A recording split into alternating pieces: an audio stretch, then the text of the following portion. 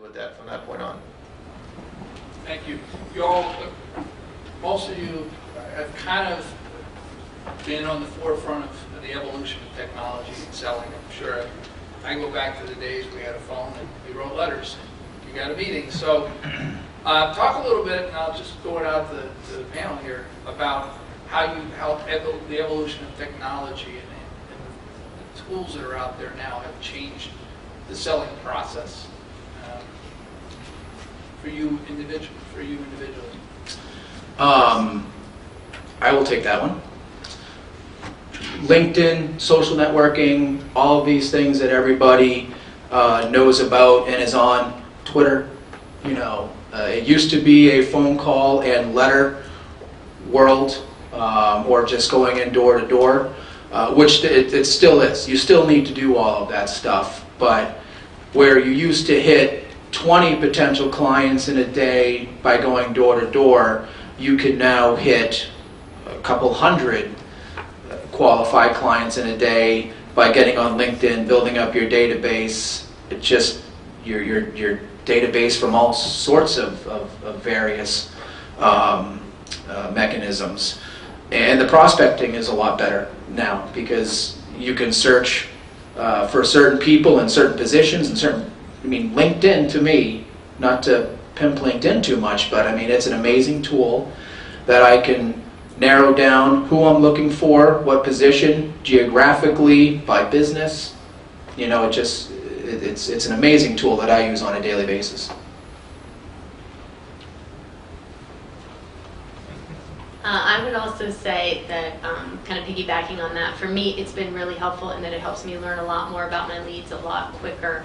I hate to go into a call unprepared. I like to have as much information that I possibly can about a lead, about their company, and if I'm looking them up on Twitter and on Facebook and on LinkedIn, I not only have an idea about what they've been up to lately and can maybe take that latest deal that they've struck and work it into my conversation, but I also have an idea about their personality. So it gives me a leg up moving forward that I wouldn't have otherwise had if I just, you know, found their phone number, picked up the phone, and then had to work through that via a conversation. I found that prospecting, just doing research, is just so much easier with just using the internet. Our market, we are located in Little Falls. We're right outside New York City, so there are tons of opportunities for people to spend their money. And for us, it's challenging to find different ways to pitch a birthday party to a family as opposed to them going out to the movies for a night or going to some other facility to host a birthday party. So to be able to research other teams, other facilities and venues to see what they're doing that might give us a good idea where we can tweak it so that it would fit our market, our demographic, just like that, to go online and search for any team and see what kind of ideas they put together. It just saves so much time, and it makes selling a lot easier when you don't have to spend so much time researching. You can just get on the phone and make your calls. So it's just a great time saver. Jim, you talk about the competition in the marketplace. Obviously, Jason, you're in a place where you've got a lot of pro teams and things in the market. I'll start with you, Jim. You have another minor league baseball team up there that's very popular, and what's the process and thought, the challenges of selling in that same market to a fairly finite set of businesses? Yeah, and I'll even throw one more on you. We also have the Maine Red Claws now, so we have an NBDL team up there now. So what was a two-team city from 1994 to 2009 with the Sea Dogs, who are the AA affiliate of the Boston Red Sox, and the Portland Pirates, who's the team I represent, which is an AHL team this year with the Phoenix Coyotes affiliate. It's now even more crowded. And more importantly to us, it's now crowded with an additional person in our season. We're of the belief that the market is, and here's the straddling the fence answer, that the market's big enough for everybody to have the money, et cetera, et cetera. Realistically, though, if we do get to the point where we have a client that flat out says, I've got $20,000 to spend this fiscal year on sport marketing, and I need to do it with one of the three, it's all about differentiation. And this is where the honesty and integrity comes in as well. you got to find out what that person's goals are, who they believe their target audience is. If it's Funtown USA, which is a Six Flags kind of theme park in our area, I'll be honest and I'll say they should be working with the Sea Dogs because it's a summertime attraction and it's kids and it's tourists and stuff like that, whereas that's not what my fan base is. So I will ascertain what their goals are, what their fan base is, and if it gets to a point again where it's equal, I just need to differentiate my product as best as I possibly can. What that means I need to do is know their product. And I do because I worked for the Sea Dogs for 9 years, so I know their product inside and out. And I'll point things out, you know, and I'll say, hey, listen, yeah, they draw 400,000 fans a year. We draw 250,000 fans a year. But of their 400,000 fans a year, 300,000 of them are tourists, or 160,000 of that number are season ticket holders because their season ticket holder base is so big. And so you're really getting this many unique eyeballs versus ours where you're getting, so it's about differentiation and positioning, I think, your product to your organization in a certain way that favors you. Emily, it's a little bit different challenge, as we mentioned, because you're selling, it's a product, but it's really a service. Mm-hmm. Can you talk a little bit about the challenges of trying to sell a product / service like that? Yeah, absolutely. It is very different.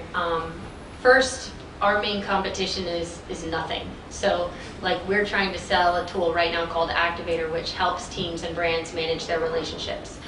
So we're going to teams and saying, you need to use our platform, our website, Activator, to manage your relationship with your sponsors. And teams are saying, well, why should I do that when I have this binder? Like, I can use this binder, and that will be perfect, and it's free.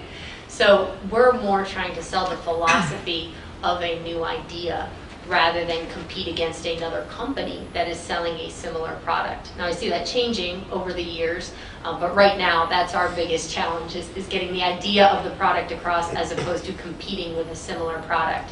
But once our products start moving down the road and we go from that phase towards competing against other companies, we really focus on the service aspect of it. I think that the service that my company provides is better than the service that any other consulting company provides. I truly believe that. We put a tremendous emphasis on service, to being there for our clients whenever they need us and bending over backwards to get the job done. And I think that reputation has permeated throughout the industry.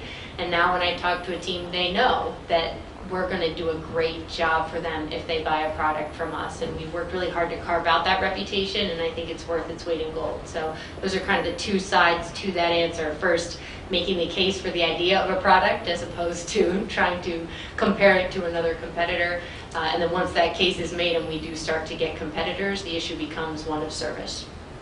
And kind of playing off with the service theme, you know, in the sports ticketing world, I mean, season tickets, we talk about it in the context of customer retention and things. I'll throw it out to the panel to talk about some of the unique things you're doing in terms of customer retention, renewal, related types of activities. This year we unrolled a plan where we let our season ticket holders sign a 3-year contract that guaranteed them no price increase. And 72% signed that contract, which makes our sales team's lives for the next 3 years very, very easy in terms of renewals. You just charge their credit card. So we drew up a contract, and the way it's working is it's almost like a cable bill. We charge them now over a 12-month period. So you're taking that $600, $700 and divided by 12. It becomes much more manageable in someone's mind. They don't even see it anymore. It's like your cell phone bill, it's like a cable bill, it's like a phone bill. That every single month their credit card will be charged for their season tickets for the next 3 years with no price increase. What this lets us do is let our sales team go out and focus on new sales. It's much harder to go out and get new sales when you're worried about retention. I mean, retention is the most important part of it because it's a lot easier to keep people than it is to go get new people.